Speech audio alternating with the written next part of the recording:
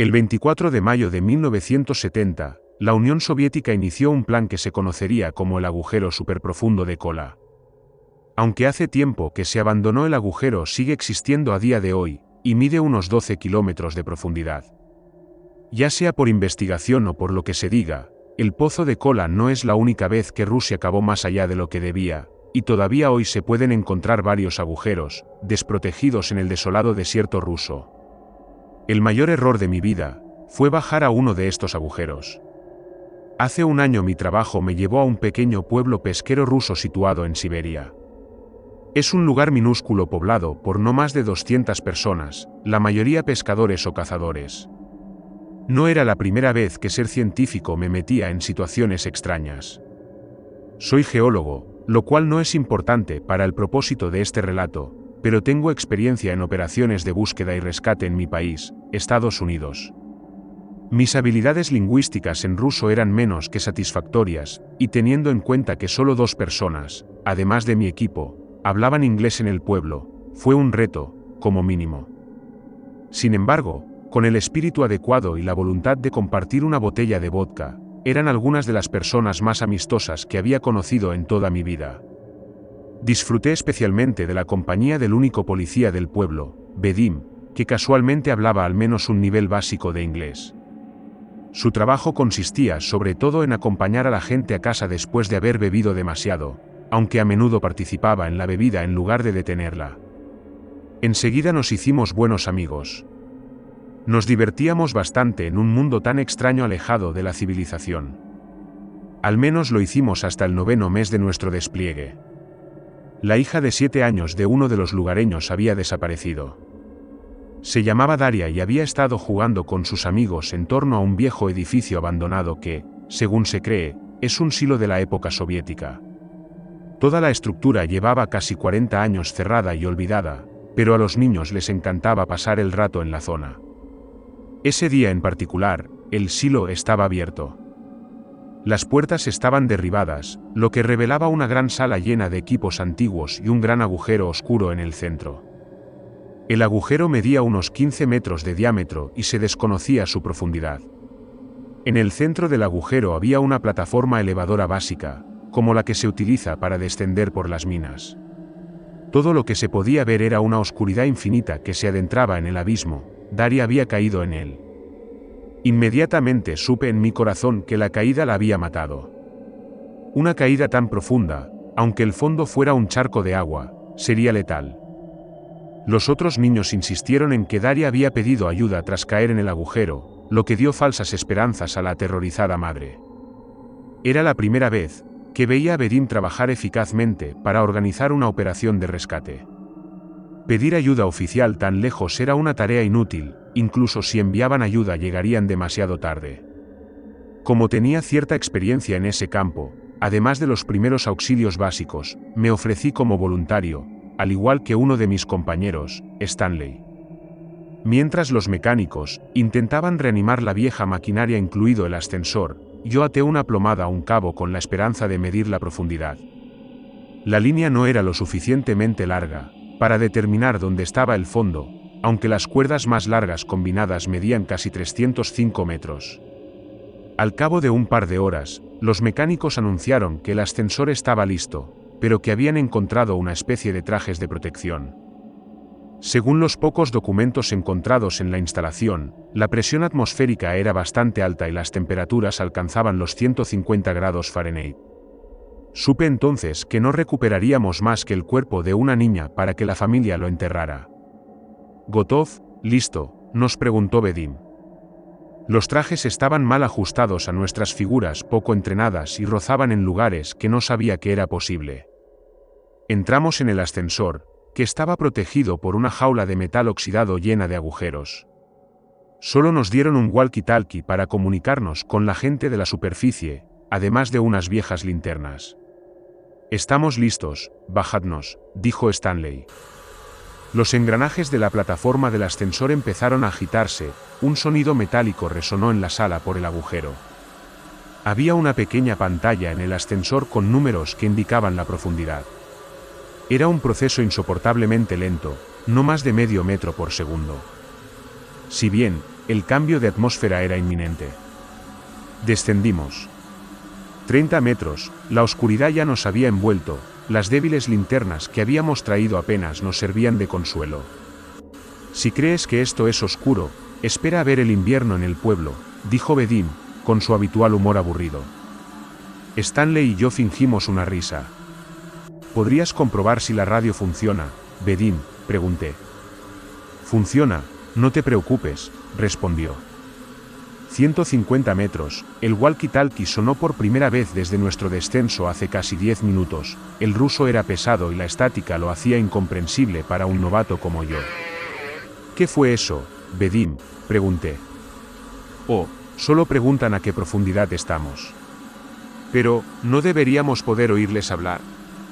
Porque solo estamos a 150 metros de profundidad. Stanley preguntó. Sí, algo extraño pasa aquí, dijo Bedim. Aparte del zumbido eléctrico del antiguo ascensor, y el sonido de Stanley moviendo nerviosamente su peso, no podíamos escuchar el parloteo de la gente justo encima de nosotros. Muy extraño, Bedim murmuró para sí mismo. Algo en Bedim parecía raro. Nunca lo había visto tan preocupado. Chicos, ¿hace mucho calor aquí, o solo soy yo? Sí, ya estoy sudando a mares, respondí. Ayuda, por favor. Una voz suave gritó, desde las profundidades de abajo. ¿Has oído eso?, pregunté. ¿Oír qué? Alguien pidió ayuda desde abajo. No oigo nada. Me llevé un dedo a los labios, haciendo un gesto de silencio mientras escuchaba atentamente. Entonces volví a oír la voz. Ayuda. La misma voz, pero un poco más fuerte. Ahí estaba otra vez. Sí, lo he escuchado, Bedim dijo. Espera, pidieron ayuda. Sí, también lo has oído. Por supuesto, pero hablaba en inglés. No era muy raro que los niños aprendieran una o dos palabras en inglés mientras estábamos de visita. Pero no tenía sentido que una niña conociera esa palabra, no en un pequeño pueblo siberiano. Bedim voceó a la voz, pero nadie respondió. Maldita sea, podemos hacer que esta cosa vaya más rápido. 1220 metros, había pasado más de una hora, y aún no podíamos ver el fondo.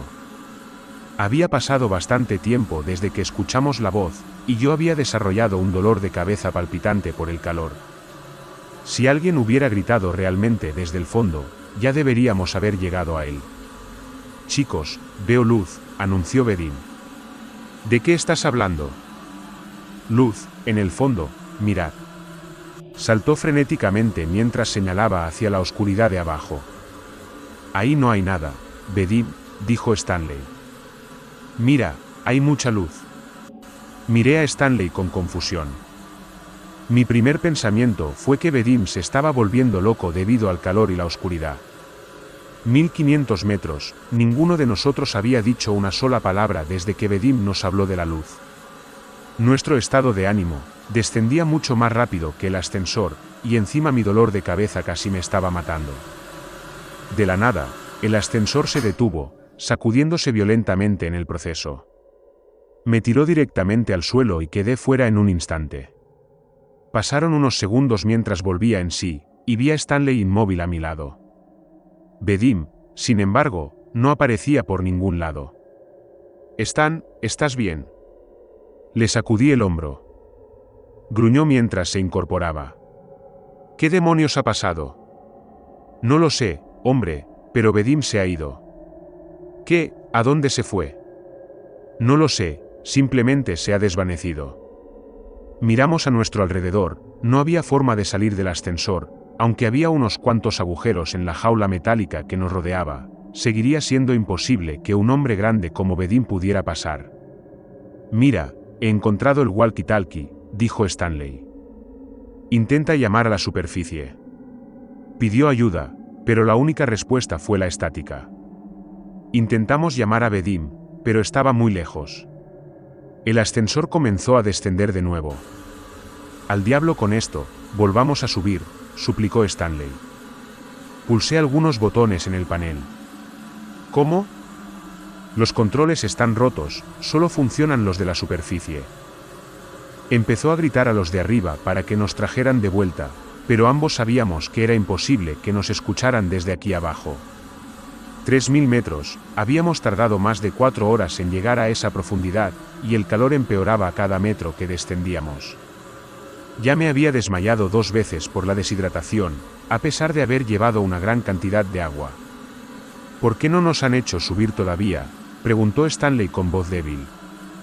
Era bastante mayor que yo, así que se estaba deteriorando rápidamente por el calor.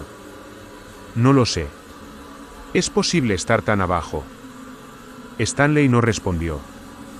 Había caído inconsciente, pero me faltaba la energía para despertarlo. Yo mismo estaba a punto de desmayarme por enésima vez.